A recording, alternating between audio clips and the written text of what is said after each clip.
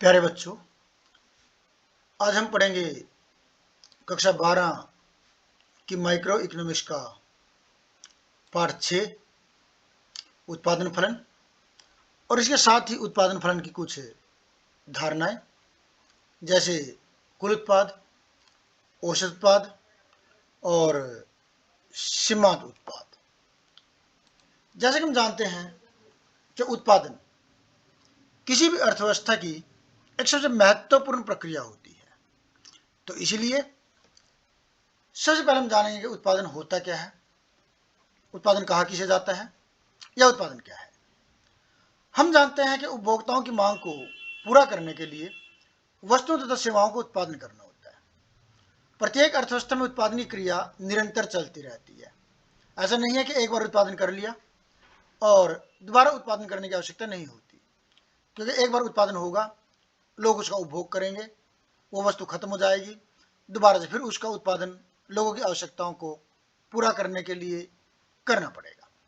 तो इसीलिए उत्पादन की क्रिया एक निरंतर चलती रहने वाली क्रिया है। अर्थशास्त्र में उत्पादन का अर्थ उत्पादन के साधनों का वस्तु में रूपांतरण या परिवर्तन है। अतः वस्तुओं और सेवाओं का उत्पादन करने के लिए भूमि, श्रम तथा पूंजी और उद्यम, जो हम उत्पादन के साधन है 9वीं कक्षा से पढ़ते चले आए हैं, तो इन सभी साधनों की आवश्यकता होती है। उदाहरण के लिए, जब हम भूमि के एक टुकड़े पर श्रम, पूंजी, बीज, खाद आदि आगतों का प्रयोग करके किसी वस्तु जैसे गेहूं का उत्पादन करते हैं, तो यह गेहूं का उत्पादन कहलाता है। इसी प्रकार एक कपड़ा मिल में जब श्रम व पूंजी का प्रयोग करके कपड़ा प्राप्त किया जाता है, तो यह कपड़े का उत्पादन कहलाता है। जैसे कि हम यहाँ चित्र के माध्यम से भी इस प्रक्रिया को देख सकते हैं। जैसे कि सबसे पहले उत्पादन करने के लिए हमें भूमि चाहिए। भूमि के बिना हमारा कोई काम नहीं हो सकता। तो हम देख रहे हैं कि प्रत्येक चित्र में कहीं बोने के लिए और कहीं चीज़ों को रखने के लिए भूमि सबसे महत्वपूर्ण और पहली आवश्यकता है। दूसरी आवश्यकता होती है मशीनें, जिसके अंदर ट्रक पूंजी बोल देते हैं, ट्रैक्टर, ट्रक और इसके साथ साथ जो अनाज बोने के इंस्ट्रूमेंट होते हैं और जो अनाज काटने कंबाइन वगैरह होती हैं, इसकी भी आवश्यकता होती है। मतलब भूमि और साथ में पूंजी, जिसके अंदर मशीनें और पैसा दोनों ही आते हैं। तीसरा श्रम, खाद बोने के लिए, दवाई बोने के लिए, कटाई करने के लिए, मंडियों के अंदर उसको इकट्ठा करने के लिए, साफ करने के लिए हमें श्रमिकों की भी आवश्यकता होती है। तो इस तरह यहाँ इस चित्र से साफ तौर पर देखा जा सकता है कि मैं भूमि, पूंजी, श्रम आदि की आवश्यकता किसी भी वस्तु को उत्पादन करने के लिए होती है। इन तीन चीज़ों के बिना हम किसी वस्तु के उत्पादन की कल्पना भी नहीं कर सकते। जैसे भूमि, श्रम, पूंजी, जिसमें मशीनें, रुपया, पैसा आदि सब चीज़ें आ जाती हैं। तो इस तरह उत्पादन के ये तीन मुख्य साधन होते हैं जिनका कोई भी उद्यमी प्रयोग करके उत्पादन करता है।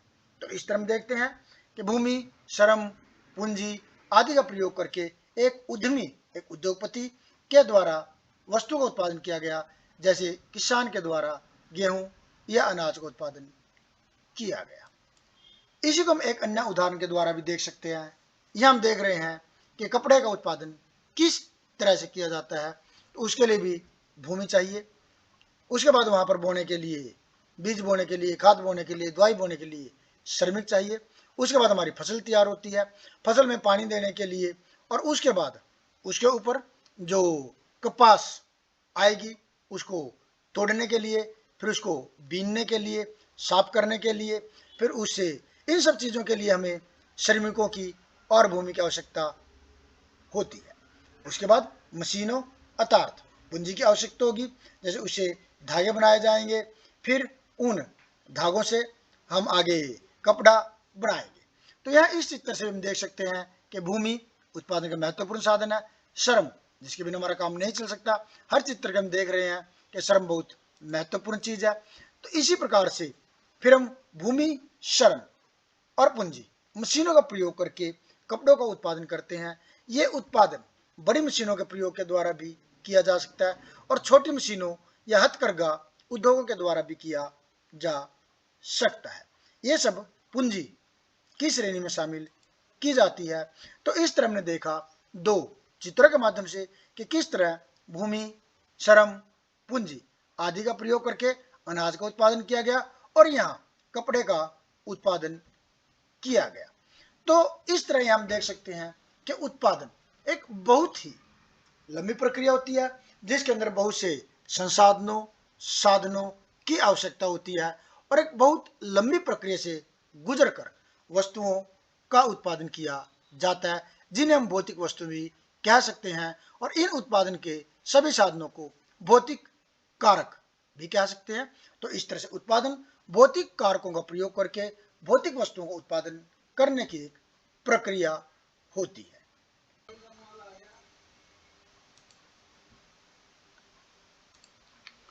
अब हम इसी को कुछ आगे और समझने का प्रयास करेंगे।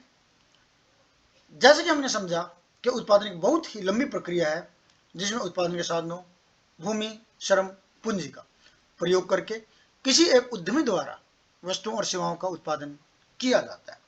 जैसे कि हमने पहले भी बताया कि वस्तुओं का जो उत्पादन होता है उसको भौतिक उत्पादन कहा जाता है, क्योंकि भौतिक वो होता है जिन वस्तुओं को, जिन चीज़ों को देखा जा सकता है, छुआ जा सकता है, एक स्थान से दूसरे स्थान पर उठा करके रखा जा सकता है और वस्तुएं हमेशा ही भौतिक होती है।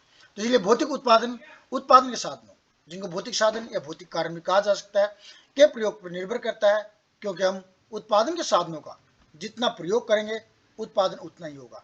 हमारे कहने का मतलब ये हुआ कि यदि उत्पादन के साधनों का कम प्रयोग करेंगे या कम उत्पादन के साधनों का प्रयोग करेंगे तो उत्पादन कम होगा और उत्पादन के साधनों का ज़्यादा प्रयोग करेंगे तो उत्पादन ज़्यादा होगा। लेकिन यहाँ हम उत्पादन के साधनों के प्रयोग में एक समस्या का सामना भी करते हैं कि कुछ उत्पादन के साधनों को हम जितनी मात्रा में चाहें उतनी मात्रा में प्रयोग नहीं कर सकते। कहने का अभिप्राय यह है कि उत्पादन के कुछ साधन ऐसे होते हैं जिनको हम जितना चाहें उतना नहीं बढ़ा सकते। क्यों? क्योंकि वो कारण सीमित होते हैं और इसका कारण है कि वो साधन हमें प्रकृति द्वारा उपलब्ध करवाए जाते हैं और प्रकृति द्वारा हमें ये साधन बहुत ही सीमित मात्रा में उपलब्ध करवाए जाते हैं। जैसे कि भूमि, भूमि उत्पादन का एक सीमित साधन होता है, इसलिए इसे स्थिर साधन भी कहा जाता है, क्योंकि इसकी मात्रा को हम चाह कर भी नहीं बढ़ा सकते। यदि किसी एक उत्पादन के लिए इसका प्रयोग बढ़ा भी ले तो दूसरे उत्पादन के लिए भूमि कम हो जाएगी, यानी कि दूसरी वस्तु का उत्पादन कम करना पड़ेगा। इसी तरह उत्पादन के कुछ और साधन भी हम जब चाहें अपनी मर्जी के अनुसार नहीं बढ़ा सकते या अपनी मर्जी के अनुसार परिवर्तन नहीं कर सकते, क्योंकि उसमें परिवर्तन करने में समय लग सकता है।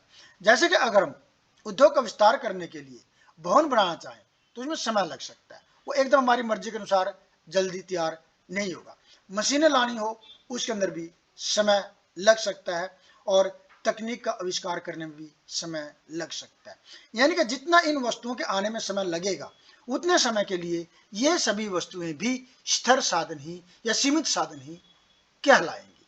तो इस तरह से हमने देखा कि उत्पादन की प्रक्रिया में कुछ साधन सीमित होते हैं, स्थिर होते हैं, जिनको हम अपनी आवश्यकता अनुसार, अपनी मर्जी के अनुसार नहीं बढ़ा सकते, और कुछ को तो कभी भी नहीं बढ़ा सकते जैसे भूमि, और कुछ को एक सीमित समय के लिए नहीं बढ़ा सकते, उसके बाद ही उनको बढ़ाया जा सकता है, यानी कि उनको बढ़ाने में समय लगेगा।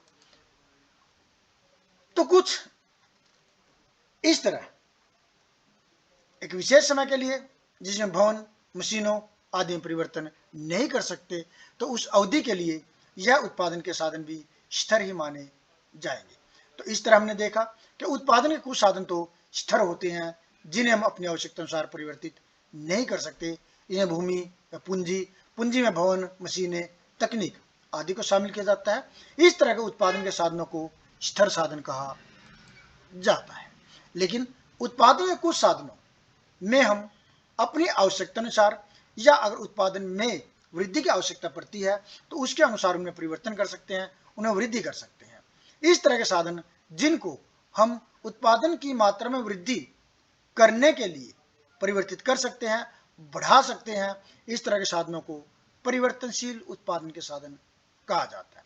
इसमें हम श्रम, कच्चे माल आदि को भी शामिल करते हैं, क्योंकि श्रम या श्रमिकों की कोई कमी नहीं होती और जब हम जितने श्रमिकों को चाहे उतना उनको लगा सकते हैं। तो इस आधार पर हमने देखा कि उत्पादन की प्रक्रिया में जो हमारे साधन होते हैं, भूमि, श्रम, पूंजी और उद्यम, उन सभी उत्पादन के साधनों को हम दो मुख्य भागों में बांट लेते हैं, स्थिर साधन और परिवर्तनशील उत्पादन के साधन, जिनकी व्याख्या हम आगे विस्तार से करेंगे। और इन स्थिर साधनों और परिवर्तनशील उत्पादन के साधनों के उत्पादन पर पड़ने वाले प्रभावों का भी वर्णन करेंगे, व्याख्या करेंगे, समझेंगे। उत्पादन की इसी प्रक्रिया में अब हमारे पास टॉपिक आता है उत्पादन फलन। प्रोडक्शन फंक्शन भी इसको कह दिया जाता है, यानी कि यहाँ हम समझेंगे उत्पादन फलन होता क्या है, इसका अर्थ क्या है। तो जैसे कि मैंने पहले विस्तार से जाना कि उत्पादन के साधनों के प्रयोग का प्रतिफल है, उनका रिजल्ट है, उनका उत्पादन है, और उत्पादन के साधनों के प्रयोग पर ही उत्पादन निर्भर करता है। यानी कि जितना ज़्यादा हम उत्पादन के साधनों का प्रयोग करेंगे उत्पादन उतना ज़्यादा होगा, जितना उत्पादन के साधनों का कम प्रयोग करेंगे उतना उत्पादन कम होगा। यानी कि उनके बीच में, उत्पादन और उत्पादन के साधनों के बीच में एक निश्चित संबंध पाया जाता है। प्रत्येक उत्पादक यह जानने में रुचि रखता है कि उत्पादन के साधनों और उत्पादन की भौतिक मात्रा के बीच में जो ये संबंध होता है, ये निर्भरता होती है, वो कितनी होती है। उदाहरण के लिए एक उत्पादक को 100 इकाइयों का उत्पादन करने के लिए भौतिक साधनों जैसे पूंजी की 10 व श्रम की 5 इकाइयों की जरूरत है। तो भौतिक साधनों, पूंजी की 10 इकाई और श्रम की 5 इकाइयों का प्रयोग करके वह भौतिक उत्पादन की 100 इकाइयां प्राप्त करता है। तो यानी कि ये जो उसके द्वारा भौतिक साधनों का प्रयोग किया गया और उनके प्रयोग से जो उत्पादन हुआ, इनके बीच का जो संबंध होता है, उसी संबंध को उत्पादन फलन कहा जाता है। अगर हम शॉर्ट में कहें तो उत्पादन के साधनों और उत्पादन के बीच में जो संबंध पाया जाता है, या उत्पादन के साधनों का प्रयोग और उससे होने वाले उत्पादन के बीच में जो संबंध पाया जाता है, इसी को उत्पादन फलन कहा जाता है। यानी कि अगर हम उत्पादन के साधनों की मात्रा में परिवर्तन करेंगे तो उत्पादन की मात्रा में भी परिवर्तन हो जाएगा, और परिवर्तन की यह निर्भरता ही उत्पादन फलन या उत्पादन के साधन और उत्पादन के बीच के संबंध को दिखाती है, और इसी संबंध को उत्पादन फलन कहा जाता है। इसी प्रकार एक उत्पादक यह भी जानना चाहेगा कि एक विशेष साधन या सभी साधनों में वृद्धि करने से उसके उत्पादन में कितनी वृद्धि होगी, और इसका अध्ययन भी उत्पादन फलन के अंतर्गत ही किया जाता है। सरल शब्दों में उत्पादन फलन एक दी हुई तकनीक के आधार पर किसी एक फर्म द्वारा प्रयोग किए गए उत्पादन के साधनों की मात्रा और उत्पादन की मात्रा के बीच का फलनात्मक संबंध होता है। इसे गणितीय सूत्र के रूप में भी लिखा जा सकता है, लेकिन इससे पहले हम बता दें कि उत्पादन फलन एक तकनीकी आधार है, एक तकनीकी शब्द है, यानी कि तकनीक में कोई परिवर्तन नहीं होता। जो तकनीक दी हुई है उसी तकनीक के आधार पर हम उत्पादन के साधनों की मात्रा में वृद्धि करके उत्पादन में होने वाली वृद्धि को देखते हैं। यानी कि केवल उत्पादन के साधनों के प्रभाव को उत्पादन पर ज्ञात करते हैं, देखते हैं, और यही प्रभाव उत्पादन फलन कहलाता है। ये हम देख रहे हैं QX, X वस्तु की मात्रा का उत्पादन किन किन चीजों का फंक्शन है, F1, F2, F3, Fn। इसका मतलब ये हुआ कि F1, F2, F3 ये उत्पादन के अलग अलग साधन है, या भूमि हो गया, पूंजी हो गया, श्रम, धागा, मशीन, बिजली आदि, जिनसे कपड़े का उत्पादन किया जाता है। यानी कि X वस्तु का उत्पादन इन विभिन्न तत्वों, इन विभिन्न उत्पादन के भौतिक साधनों का फलन है, का फंक्शन है, के ऊपर निर्भर है। तो फंक्शन का मतलब ही होता है उत्पादन और उत्पादन के साधनों की बीच की निर्भरता को दिखाने वाला शब्द। जैसे कि हम पहले ही जान चुके हैं कि कुछ उत्पादन के साधनों में परिवर्तन किया जा सकता है, कुछ में नहीं किया जा सकता। उत्पादन के साधनों में जिनमें परिवर्तन नहीं किया जा सकता, जैसे भूमि, पूंजी आदि, उन्हें स्थिर साधन कहा जाता है, और जिन साधनों में परिवर्तन किया जा सकता है जैसे श्रम आदि, उन्हें परिवर्तनशील साधन कहा जाता है। इस आधार पर हम उत्पादन फलन को उत्पादन के 4 साधनों भूमि, श्रम, पूंजी, उद्यम को सीमित करके दो भागों में बांटते हैं, उत्पादन के दो साधनों के अंदर परिवर्तित कर लेते हैं, जिसमें स्थिर साधन और परिवर्तनशील साधन आ जाते हैं। जैसे क्यू एक्स वस्तु का उत्पादन निर्भर करता है किस पर? परिवर्तनशील साधन एल लेबर और के कैपिटल पूंजी, तकनीक आदि जो स्थिर रहते हैं। तो इस तरह से हमने जो पिछले स्लाइड के अंदर देखा था कि उत्पादन भूमि, श्रम, पूंजी, उद्यम आदि अनेक साधनों पर निर्भर करता है, तो मैंने उन सभी साधनों को दो मोटे मोटे भागों में बांट लिया, परिवर्तनशील और स्थिर। यहां पर एक्स वस्तु की मात्रा, एल श्रम की भौतिक इकाइयां या परिवर्तनशील साधन कह सकते हैं, के पूंजी की भौतिक इकाइयां या स्थिर साधन, और एफ फंक्शन निर्भरता या उत्पादन और उत्पादन के साधनों के बीच का संबंध। तो यहां हम आगे जो अध्ययन करेंगे वो केवल इन्हीं दो उत्पादन के साधनों के आधार पर करेंगे।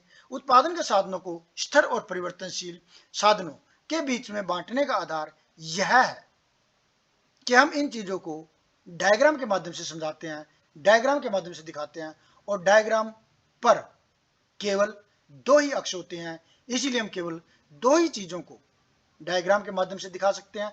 तो इसीलिए हम उत्पादन के सभी साधनों को मात्र दो भागों में बांट लेते हैं, परिवर्तनशील और स्थिर, ताकि हम दोनों अक्षों पर एक एक चीज को दिखा सके।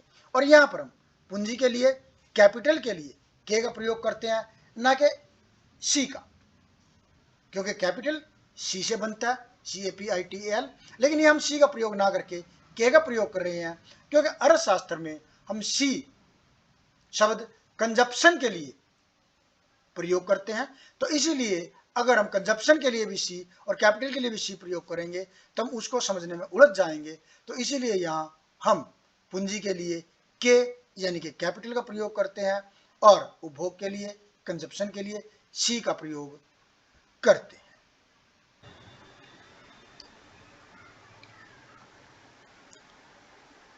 अब हम उत्पादन और उत्पादन फलन का विस्तार से अध्ययन करने के बाद उत्पादन फलन की परिभाषा को जानेंगे कि उत्पादन फलन की परिभाषा क्या दी जा सकती है।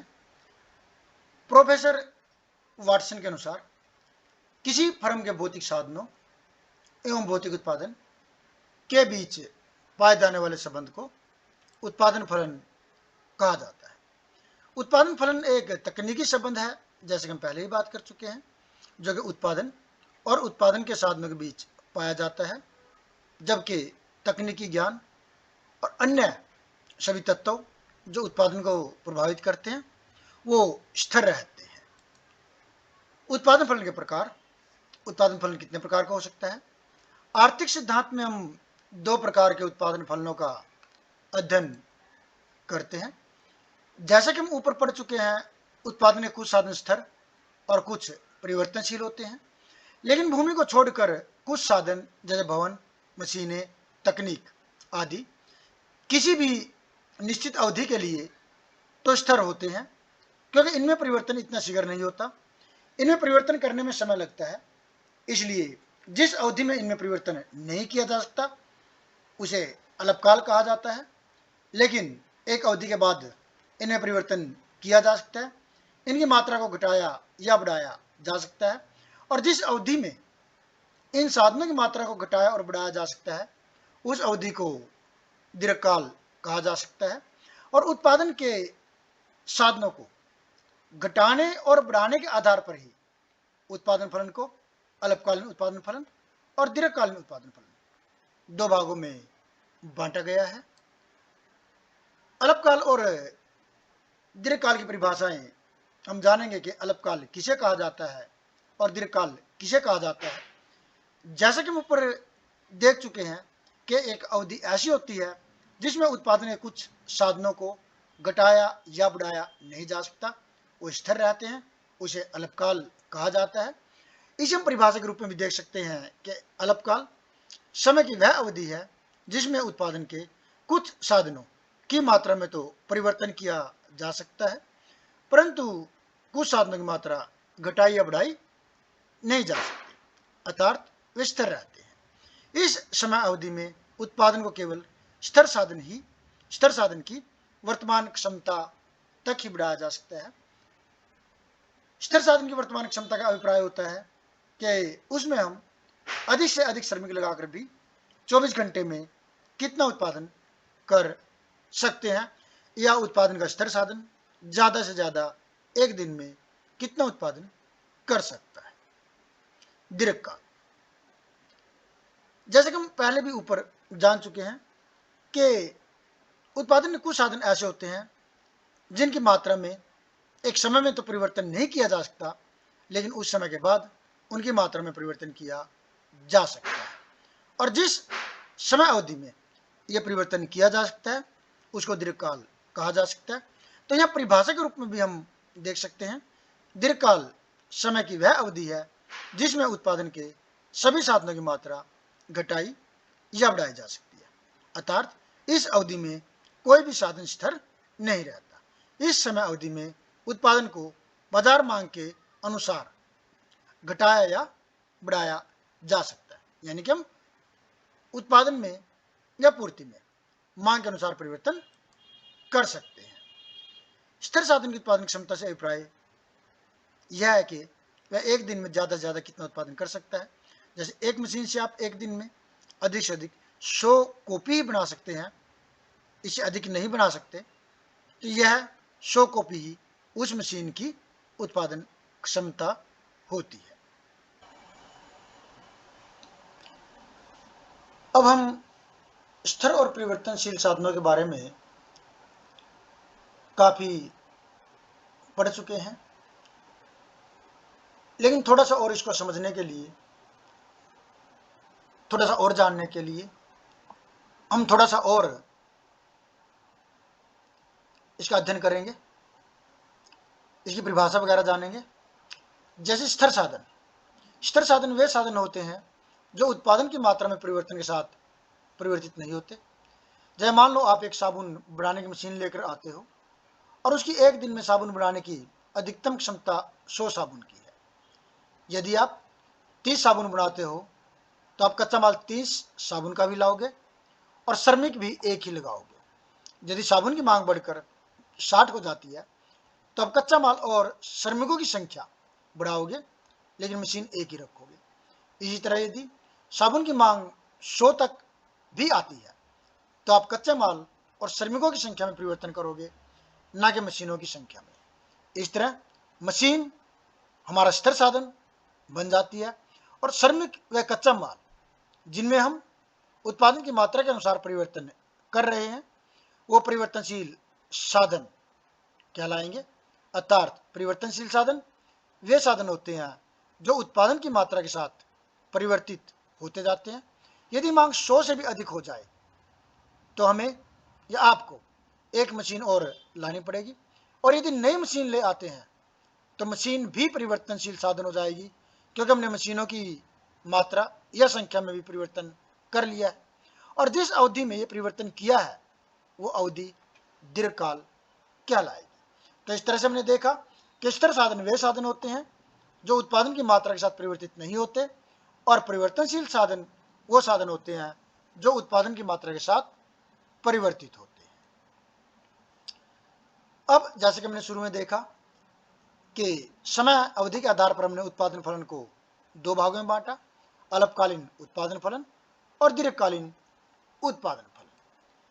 अल्पकालीन उत्पादन फलन जैसे कि पहले ही बताया जा चुका है कि अल्पकाल समय की वह अवधि है जिसमें उत्पादन के कुछ साधन स्थिर होते हैं तथा कुछ परिवर्तनशील, जिससे उत्पादन केवल परिवर्तनशील साधनों की मात्रा में परिवर्तन करके ही बढ़ाया जा सकता है।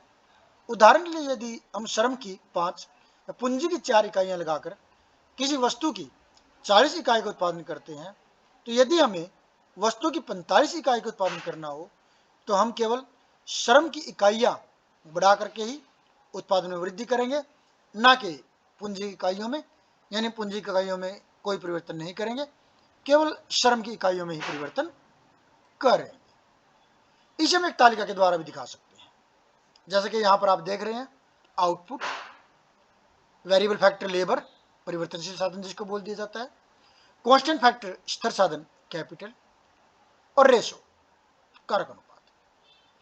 तो ये हम देख रहे हैं कि जैसे हम 40 इकाई का उत्पादन करते हैं तो 40 इकाई का उत्पादन करने के लिए हम श्रम की 5 और पूंजी की 4 इकाइयां लगाते हैं और इनका अनुपात 5:4 है। इसी तरह जब हमें उत्पादन बढ़ाना पड़ जाता है तो हम परिवर्तनशील कारक यानी कि श्रम की इकाइयां बढ़ा करके 6 कर देते हैं, लेकिन स्थिर साधन यानी कि पूंजी की 4 इकाइयां रखते हैं और कारक अनुपात 6:4 हो जाता है। तो यहाँ हम देख रहे हैं कि जैसे ही उत्पादन की मात्रा में परिवर्तन हुआ तो कारक अनुपात में भी परिवर्तन हुआ है, इसीलिए इसे परिवर्तनशील अनुपात भी बोल देते हैं। तालिका के माध्यम से हमने इसको देख लिया, अब इसे हम वक्र के माध्यम से भी देखेंगे कि जैसे कि यहाँ पर हमारा ओ एक्स और ओ वाई अक्ष है। ओ एक्स अक्ष पर हमने लेबर यानी कि परिवर्तनशील साधन की मात्रा को दिखाया है और वाई अक्ष पर हमने स्थिर साधन यानी कि पूंजी की मात्रा को दिखाया है।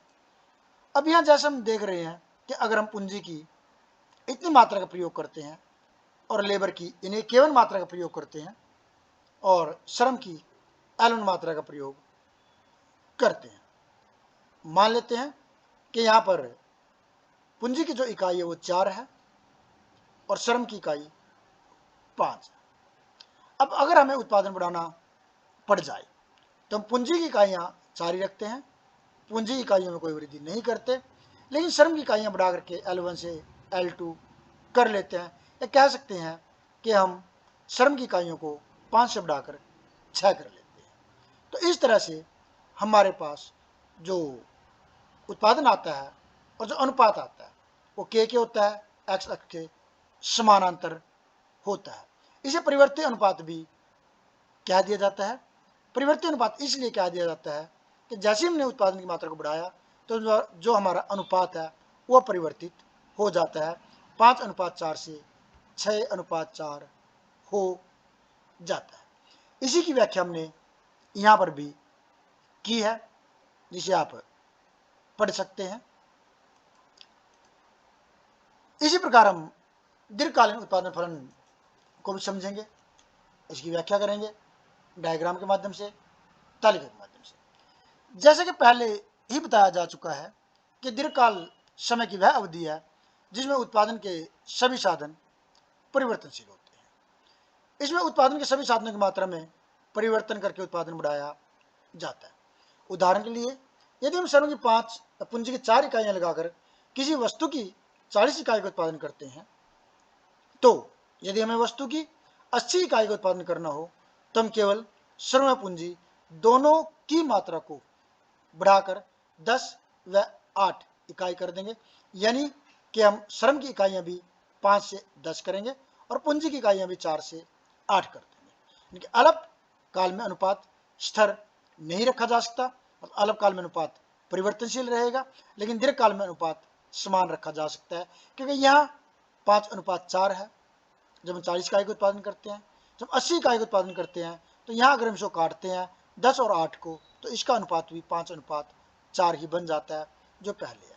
तो दीर्घकाल में अनुपात स्थिर रखा जा सकता है, तो इसीलिए इसको स्थिर अनुपात का नियम भी कह दिया जाता है।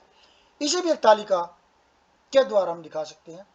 आउटपुट, लेबर, वेरिएबल फैक्टर परिवर्तनशील साधन, कैपिटल कांस्टेंट फैक्टर स्थिर साधन, और कारक अनुपात।